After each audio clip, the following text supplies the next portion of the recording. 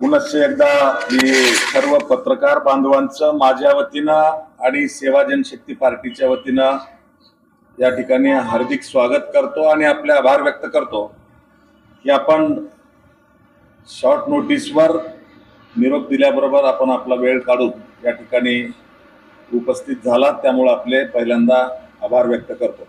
आज खरं तर असा विशेष काही विषय नसतानाही आपल्याला आमंत्रित केलंय।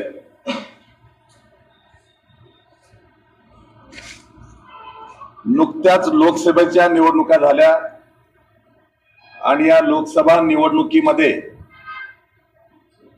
लातूर लोकसभा मतदारसंघ, नांदेड लोकसभा मतदारसंघ यासह महाराष्ट्रामध्ये 48 पैकी लोकसभेच्या 30 जागा महाविकास आघाडीच्या मतदार बांधवांनी निवडून दिल्या। त्यामुळे मी पहिल्यांदा महाविकास आघाडीचा घटक पक्षाचा प्रमुख म्हणून संपूर्ण मतदार बंधू भगिनींचे पहिल्यांदा आभार व्यक्त करतो आणि निवडून आलेल्या महाविकास आघाडीच्या सर्व उमेदवारांचं म्हणजेच खासदारांचं माझ्या वतीनं जाहीर अभिनंदन करून त्यांच्या भावी कार्याला शुभेच्छा देतो।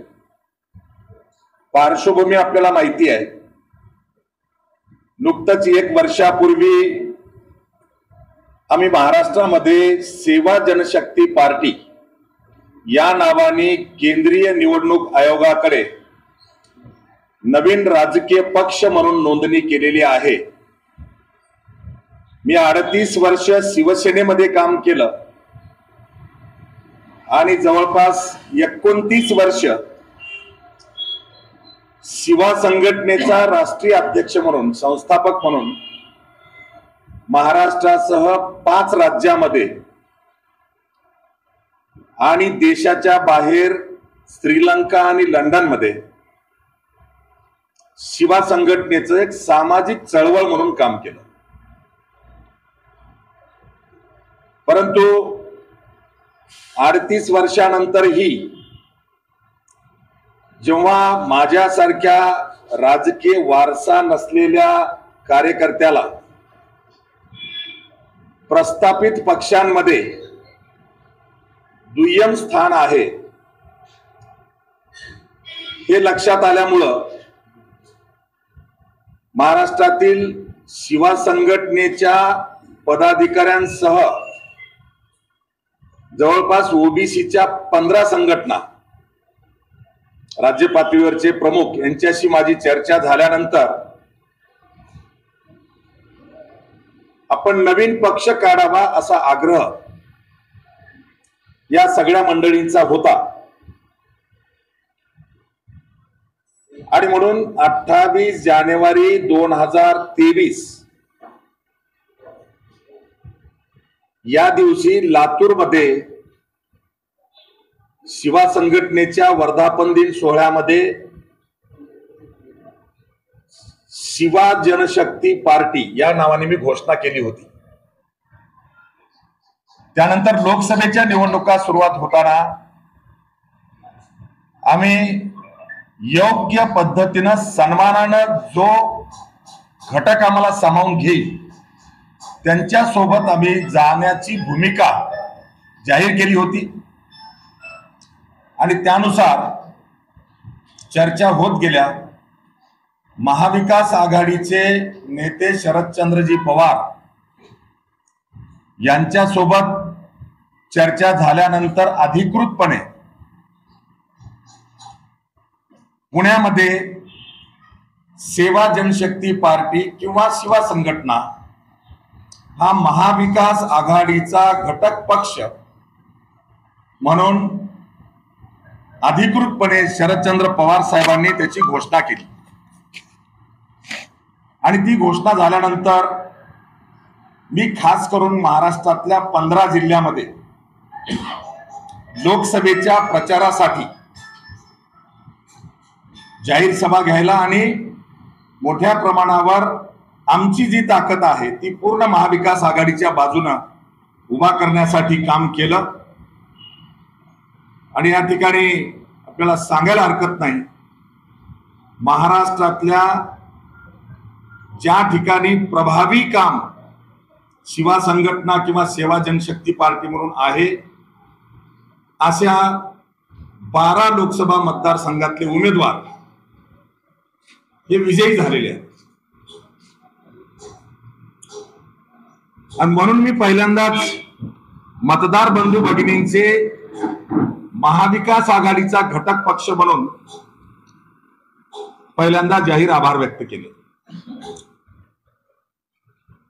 तर लोकसभा संपली, जे व्हायचे ते झालं आणि जनतेच्या आपल्या समोर आहे.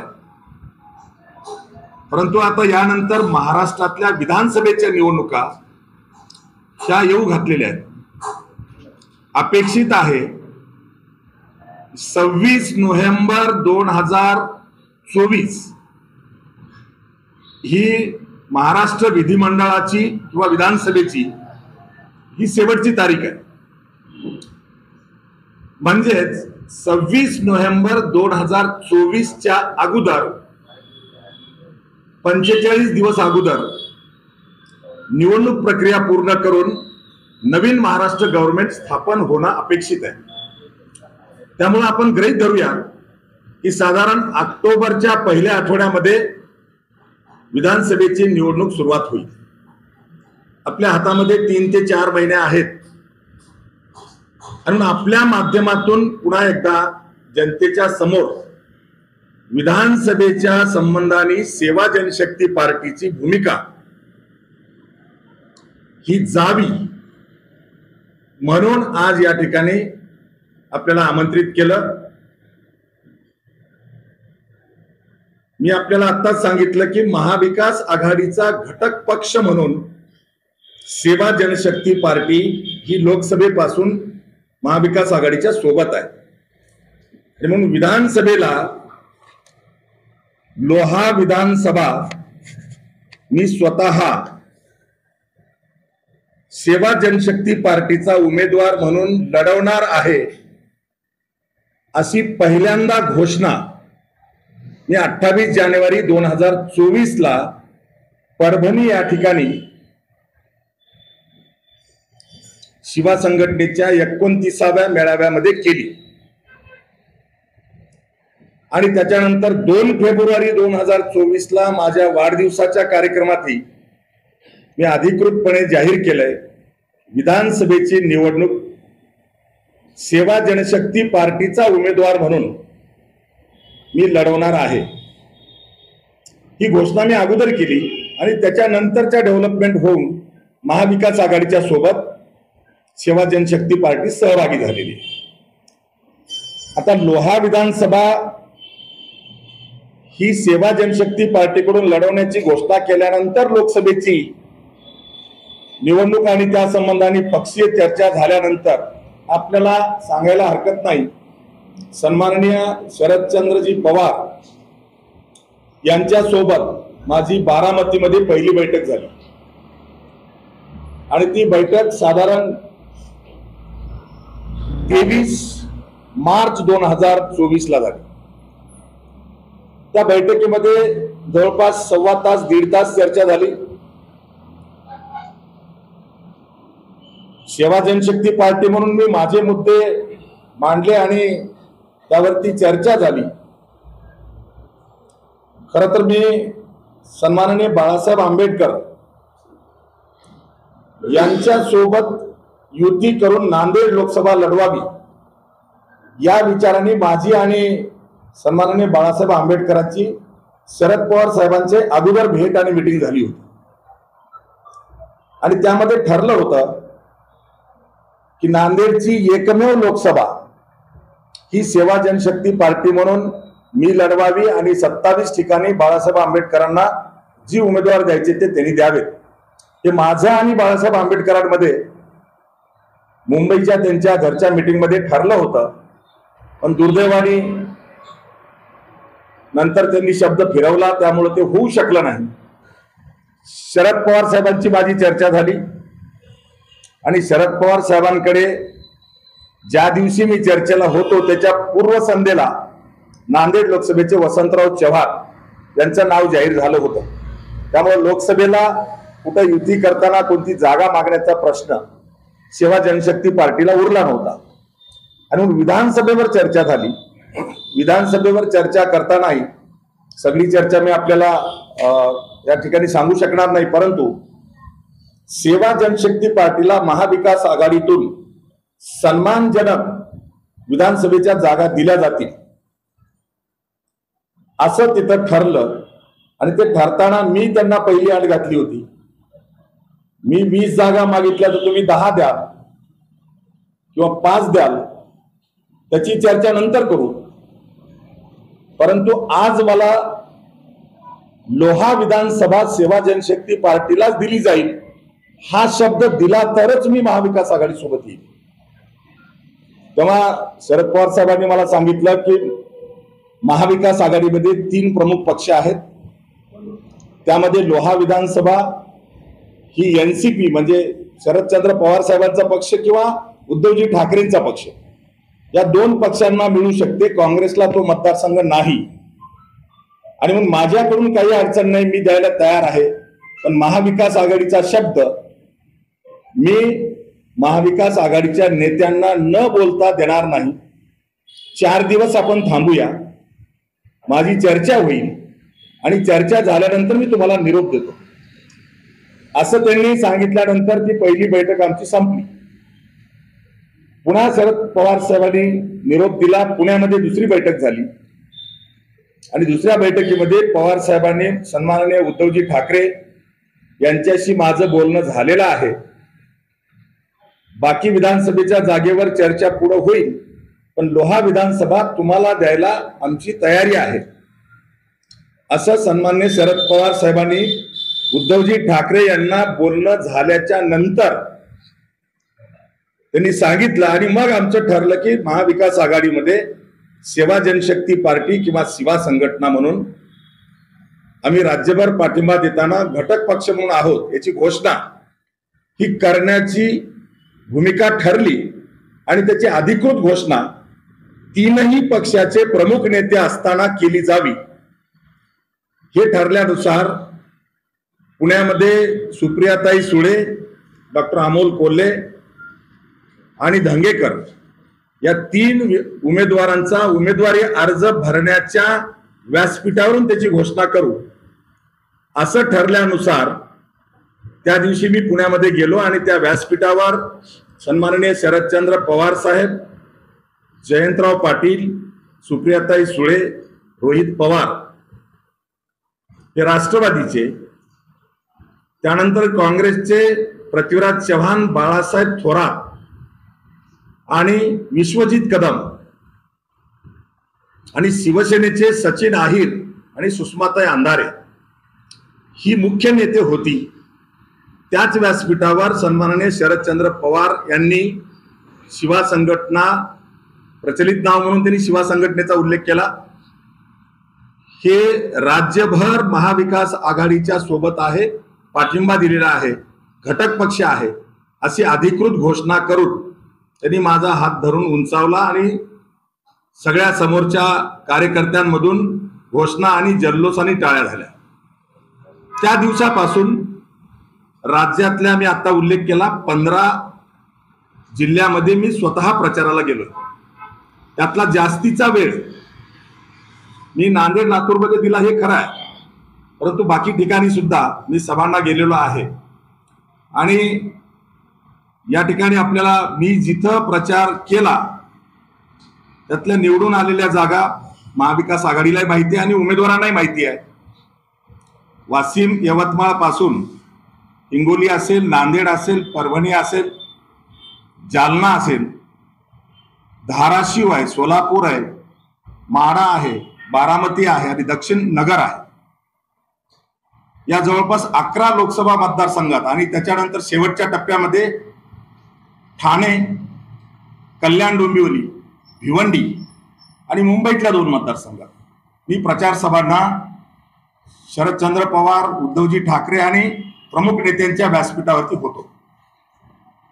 त्यामुळं लोहा कंधार मतदारसंघामध्ये जनतेपर्यंत आपल्या माध्यमातून ही भूमिका अगदी स्पष्टपणे जावी आणि लोहा विधानसभा महाविकास आघाडीकडून सेवा जनशक्ती पार्टीला देण्याचा शब्द शरदचंद्र पवार यांनी उद्धवजी ठाकरे आणि महाविकास आघाडीच्या नेत्यांना बोलून दिल्यानंतरच ही आघाडीमध्ये आमचा समावेश झाला आणि त्यानंतर येणाऱ्या विधानसभेच्या निवडणुकीची तयारी करताना आता आम्ही सेवा जनशक्ती पार्टी म्हणून मी उमेदवार जरी असलो तरी महाविकास आघाडीचा घटक पक्ष म्हणून लोहा विधानसभा ही मी स्वतः लढवणार आहे।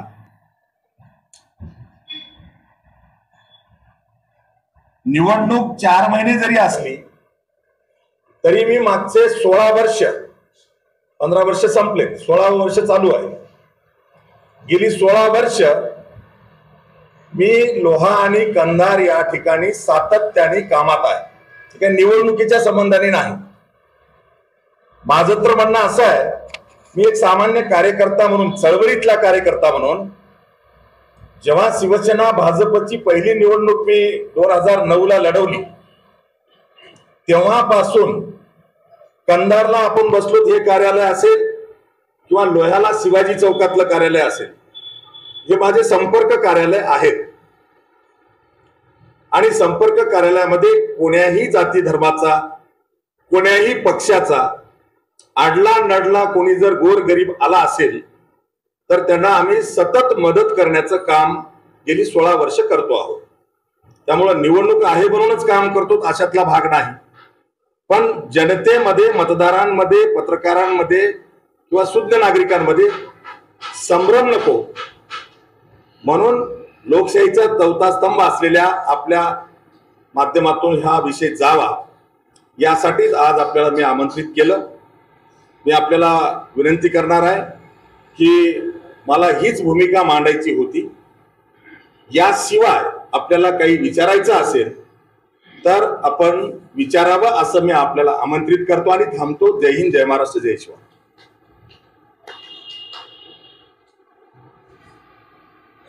काँग्रेसच्या आपल्या मतदारसंघातील काही काँग्रेसच्या पुढाऱ्यांनी नाना पटोलेची भेट घेऊन तुम्ही जा काँग्रेसला सोडा असं मागणी त्यात गैर काय? बघा, कार्यकर्त्यांनी मागणी करणं हा त्यांचा हक्क आहे, कोण्याही पक्षाचे असो। म्हणजे महाविकास आघाडीतले जेवढे घटक पक्ष आहेत त्या पक्षाच्या कार्यकर्त्याला माझ्या पक्षाला जागा मिळावी असं वाटणं किंवा मागणी करणं हे गैर नाही, परंतु शेवटी महाविकास आघाडीचे वरिष्ठ नेते यावरती बसून निर्णय घेतील। त्यांनी मागणी केली असेल तर स्वागत आहे।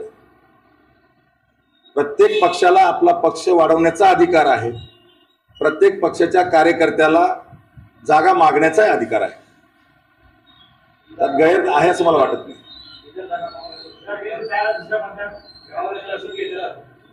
जर तर आज बोलू नये, कारण वरिष्ठ नेत्यांचं माझं, मी एका पक्षाचा पक्षप्रमुख आहे, मी काही तालुका अध्यक्ष नाही। त्यामुळं जे वरिष्ठ नेते आहेत, शिवसेना असेल, काँग्रेस असेल किंवा एनसीपी असेल, या प्रमुख 3 पक्षाच्या वरिष्ठ नेत्यांनी एकत्रित चर्चा करून 4-5 दिवसांनी विचार विनिमय करून आम्हाला बोलून निमंत्रण दिलं। त्यामुळे मला असं वाटतंय मी त्यावर बोलणं योग्य नाही। तालुका पातळीवर कोणा कार्यकर्त्यांना मागणी केली असेल तर ती गैर नाही, एवढंच माझं म्हणणं आहे। परिस्थिती आली तर त्यावेळेस काय करणार? तीच परिस्थिती आली तर मला कोणाच्या दारात तिकीट द्या म्हणून जायची गरज नाही, मी तिकीट देणार आहे। त्यामुळं तशी जर तुम्ही म्हणतात परिस्थिती जर आली तर मनोहर धोंडे हा सेवा जनशक्ती पार्टीचा उमेदवार म्हणून मैदानात राहणार आहे। महाविकास आघाडीचा उमेदवार म्हणून राहताना सुद्धा मी सेवा जनशक्ती पार्टीचाच उमेदवार आहे। मी माझ्याच पक्षाचं सिम्बॉल जे असेल ते घेणार आहे। आणि जर तसं काही निर्माण झालं डॉक्टर साहेब तर मी उल्लेख केला, मी पक्षाचा प्रमुख आहे, मी कोणाचे दारं उंबरठे झिजवणार नाही। जर तशी परिस्थिती निर्माण झाली तर आमचं अंडरकरंट काम चालू आहे। आता माझ्याकडे 7 कॅन्डिडेट, सक्षम कॅन्डिडेट हे आलेले आहेत सेवा जनशक्ती पार्टीकडे, त्यातले 2 माजी आमदार आहेत। अशी जर परिस्थिती निर्माण झाली तुम्ही आता जे जिल्हे घेतले नावं, या जिल्ह्याच्या बेल्टमध्ये 40 मतदारसंघामध्ये आम्ही पाडू शकतो.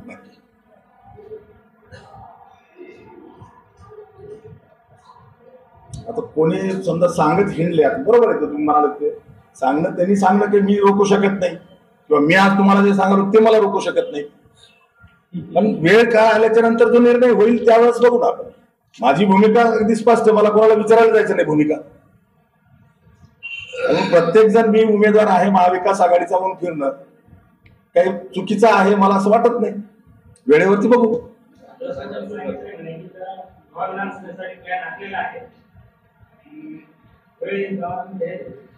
कोणी सांगितलं? कार्यकर्ते सांभाळताना नेत्याला अनेक गोष्टी बोलाव्या लागतात. त्याच्या पुढचं सांगतो, ज्याला तुम्ही शब्द दिलाय म्हणाले ते शिवसैनिक आहेत का? इथून सुरुवात झाली पाहिजे ना. त्यांच्या प्रवेशाची तारीख 25 तारीख काढून बघा किती महिने झालेत. आणि माझ्याकडे पुरावे आहेत, ज्यांचं तुम्ही नाव घेऊन म्हणजे इशारा करता आहात, ते स्वतः शिवसेनेत प्रवेश करण्याच्या अगोदर देवेंद्र फडणवीसला भेटून सांगून आलेत की साहेब तिथं कोणीच नाही, मी जातो, तुमचाच आहे. तिथून निवडून आलो तरी मी तुमचाच आहे, आणि इकडून भाजपचं कोणी आलं तरी तुमचाच आहे. गनिमे कावा किंवा जी चाणक्य नीती ही वापरून त्यांनी पण देवेंद्र फडणवीसनी यांना शिवसेनेत प्रवेश करायला संमती दिलेली आहे. त्यामुळे ते शिवसैनिक आहेत का ते तपासून जनता ठरवेल, तो पक्ष ठरवेल.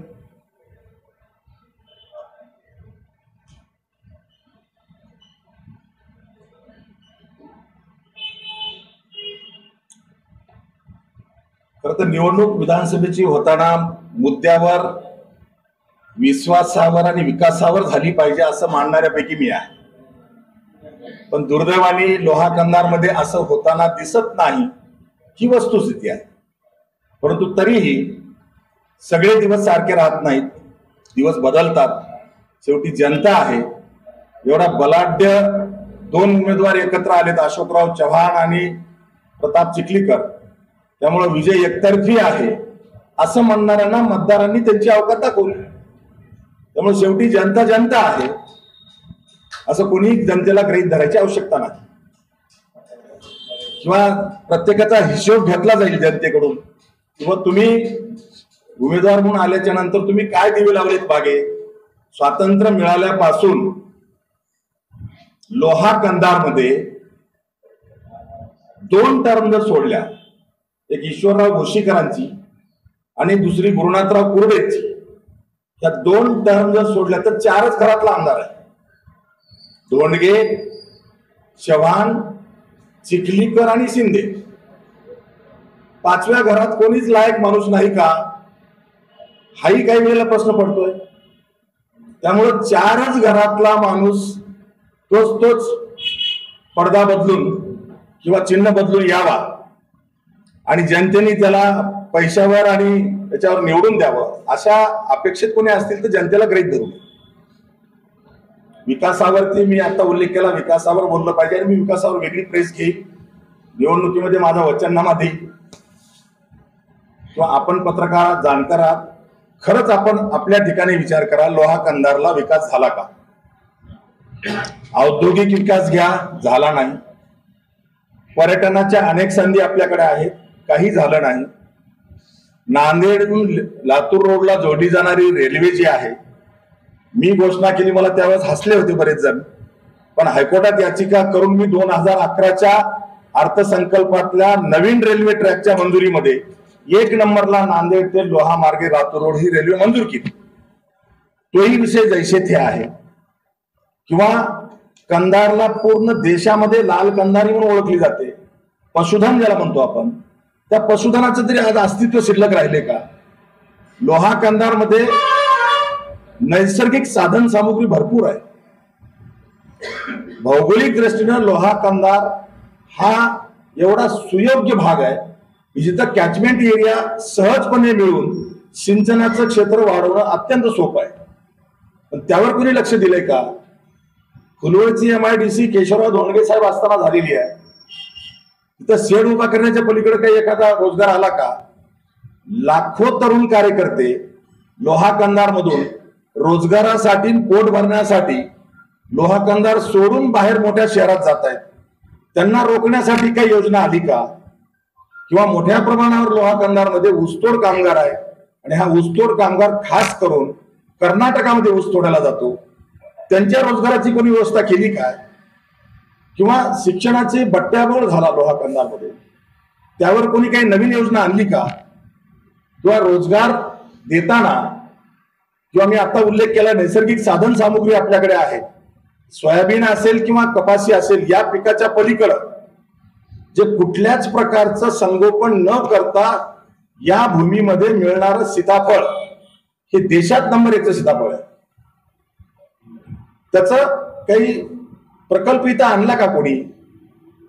सीताफळ संशोधन केंद्र इथं व्हायला पाहिजे होतं आणि जगामध्ये सीताफळ, कंधारी सीताफळाचा पल्स हा जगप्रसिद्ध होऊ शकतो.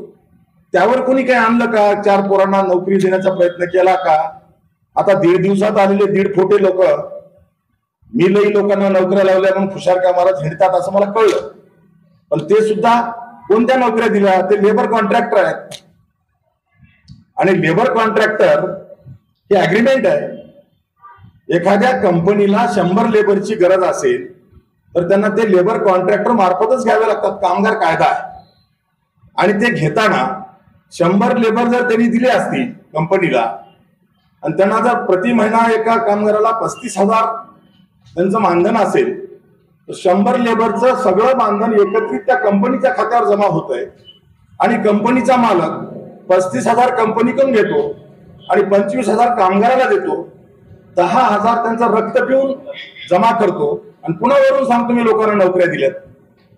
असेही महाभाग आपल्याकडे फिरताना मी पाहतोय. त्यामुळं दूरदृष्टीनं दळणवळणाची साधनं असतील, पर्यटनाचं साधन असेल, भुईकोट किल्ल्यासारखा किल्ला आहे किंवा कलंबरचा साखर कारखाना उद्ध्वस्त झाला, त्यावर कोणी बोलायला तयार नाही. जलतुंग इकडे आपल्याकडे पर्यटन करण्यासारखं आहे किंवा आपला दर्गा आहे किंवा आणखी पर्यटनाच्यासाठी वेगवेगळे आपले मंदिरं आहेत, यावर कोणी काही केलं का? आज कुठल्याही गावामध्ये जा, मी फिरतो आता, कुठल्याही गावामध्ये जा, शेतकऱ्याला वीज मिळत नाही, त्याची दखल घ्यायला कोणी तयार नाही. त्यांनी कोणाला सांगावं त्याला माणूस दिसत नाही. कोणा गावात जायचं असेल तर आज 60 ते 70 वाडी तांड्यामध्ये नीट रस्ते नाहीत. मुख्य रस्ते जे आहेत टिंग्या मारून घेण्याची प्रताप चिखलीकरांनी सुद्धा आवश्यकता नाही. ते श्रेय काही नितीन गडकरी शिवाय दुसऱ्याला आपल्याला देता येत नाही. पण मी काही नॅशनल हायवे आणले, अशा फुशारक्या मारणारे प्रताप चिखलीकरांसारखे जे आहेत त्यांना सांगितलं पाहिजे की गंगाखेडून किंवा नांदेडून निघालेला नॅशनल हायवे लोह्याला आला की हवेतून उडून जात नाही. त्यामुळं लोकांना फसवायचे धंदे हे बंद झाले पाहिजे असं मानणाऱ्यापैकी मी आहे. आणि दुर्दैवाने इथं नात्यागोत्याचं आणि फसवेगिरीचं राजकारण, जातीपातीचं राजकारण मोठ्या प्रमाणावर चालू आहे. खास करून दाजीभाऊजीचं राजकारण हे लोकांना फसवायचं राजकारण आहे. लोकांना दाखवलं जाते असं की आम्ही कट्टर दुश्मन झालो एकमेकाचे, पण जनतेला आपल्या माध्यमातून मला सांगायचे फसू नका. हे दोघं वेगळे नाहीत. हे दोघंही कालही एकच होते, आजही एकच आहेत, उद्याही एकच राहणार आहेत. केवळ तिकडे नाराज झाला कार्यकर्ता तर तिसरं घर तयार होऊ नये, तो माझ्याकडे आला पाहिजे. आणि माझ्याकडे नाराज झाला कार्यकर्ता तो तिसरीकडे न जाता चिखलीकरकडे गेला पाहिजे. ही त्यांची रणनीती आहे. आणि म्हणून मी अनेक वेळेला सांगितलं, या दाजी भाऊजींपेक्षा फाशी पारदे बरे. ते बिचारे खुलेआम तरी म्हणतात. जसं फाशी पारदे उन्हाळ्यामध्ये आंब्याच्या झाडाखाली बसतात, एका सुडक्यावर भाकरी खातात आणि ऊन उतरलं की एक फाशी पारदी डावीकडे जाते, दुसरा उजवीकडे जाते, दोघं दोन्हीकडे जाळे लावतात, दोघं एकत्रित ससे हुसकवतात. अर्धे ससे त्याच्या जाळ्यात, अर्धे ससे याच्या जाळ्यात, दोन्ही ससे एकत्र करून आंब्याच्या झाडाखाली दोघे वाटून खातात. अशा प्रकारची ह्या दोघांची नीती आहे. त्यामुळं दाजी भाऊजीच्याही राजकारणाला जनतेने भुलण्याची आवश्यकता नाही. त्याचा धडधडीत आणि ताजा पुरावा द्यायचा असेल, शेतकरी कामगार पक्षाचं कुंकू लावून हिंडणाऱ्या आमदारांनी आणि त्यांच्या सुविद्य पत्नींनी महाविकास आघाडीचा घटक पक्ष म्हणून प्रचारात फिरताना लातूरच्या सभेला गेले असतील, लोह्याच्या कंधारच्या सभेला आले असतील, पण तेच राज्य पातळीवरचा पक्ष असताना नांदेडच्या सभेला का गेले नाहीत हा प्रश्न आपण विचारला पाहिजे. कोणती तडजोड झाली होती बहीण भावाची, व कोणती तडजोड झाली होती दाजी भाऊजीची, हे लोकांना कळलं पाहिजे. आणि सोयीचं राजकारण हे दोघं मिळून करतात, त्यामुळं तेही वेगळे नाहीत असं जनतेला मला आपल्या माध्यमातून सांगायचं. बोला सर.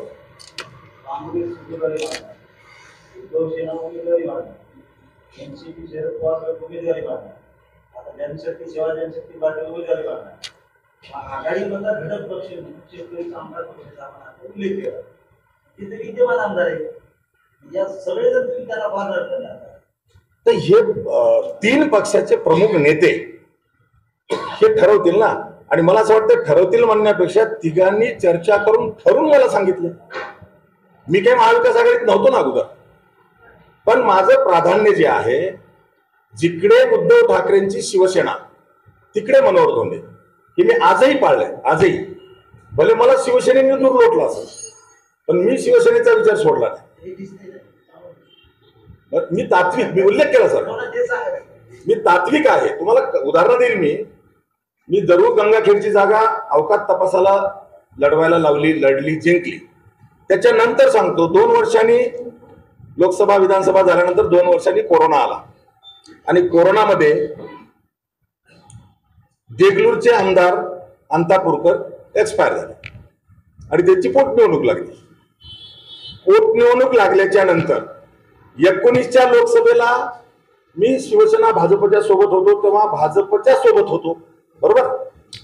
पण 2019च्या नंतर 2 वर्षांनी 21ला जेव्हा देगलूर पोटनिवडणूक आली, तेव्हा मी महाविकास आघाडीकडे उद्धव ठाकरे असल्यामुळं देगलूरच्या पोटनिवडणुकीला महाविकास आघाडीला पाठिंबा दिला. माझ्याकडे बूथवाईज आकडे आहेत आणि ह्या आकड्यावर माझी अशोकराव चव्हाणांची चर्चा झाली होती निकालानंतर. मी त्यांना लोहगाव बूथ क्रमांक फलाना, म्हणजे लिंगायत पॉप्युलेशन डॉमिनेटिंग असलेलं केंद्र, जेव्हा आम्ही शिवसेना भाजपच्या सोबत होतो तेव्हा ज्या बूथवर कमळाला 70% मतं होते, 2 वर्षांनी जेव्हा पोटनिवडणूक झाली आम्ही महाविकास आघाडीच्या सोबत आलो, काँग्रेसचा उमेदवार होता, तर त्याच बूथला 2 वर्षानंतर त्याच बूथला पंजाला 70% मतं आहे. त्यामुळं आम्ही तिथेही आमचं ताकद आहे हे सिद्ध केलं. आणि त्याच्यानंतर आता सुद्धा महाविकास आघाडीच्या सोबत उद्धव ठाकरे आहेत, म्हणून महाविकास आघाडीच्या सोबतच आम्ही आजही गेलो. इतक्या उपर जर गेलं 10 वेळेस कोणी पाय तोडला तर प्रत्येक वेळेला पाय पडत नाही. त्यामुळं आम्ही माणसं आहोत. डॉक्टर बाबासाहेब आंबेडकरांनी दिलेल्या मताचा अधिकार हा सगळ्यांना सारखा आहे. कोणी तुरंठाण आहे म्हणून त्याला काही 2 मतं देता येत नाहीत. आणि या सगळ्यांना कुठलाही भालदार पक्ष असेल विधानसभेला 2-5 हजारांनी हे निवडून येतील. मला असं वाटतंय, मी काही तालुक्याचा अध्यक्षाने उल्लेख केला, मी एका पक्षाचा प्रमुख आहे. आता भले कोणाला काय म्हणायचे म्हणू द्या, मी चळवळीतला कार्यकर्ता आहे. विजय पराजयपेक्षा तत्व आणि निष्ठेला महत्व देणारा कार्यकर्ता आहे. त्यामुळे इतक्या उपर पक्षाकडे मागणी करणं, शेतकरी कामगार पक्ष मागू शकेल, शिवसेना मागू शकेल, एनसीपी मागू शकेल, काँग्रेस मागू शकेल, तसंच सेवा जनशक्ती पार्टी मागू शकेल, पण दिलेला शब्द 3 पक्षाचे प्रमुख नेते पाळतील यावर माझा विश्वास आहे.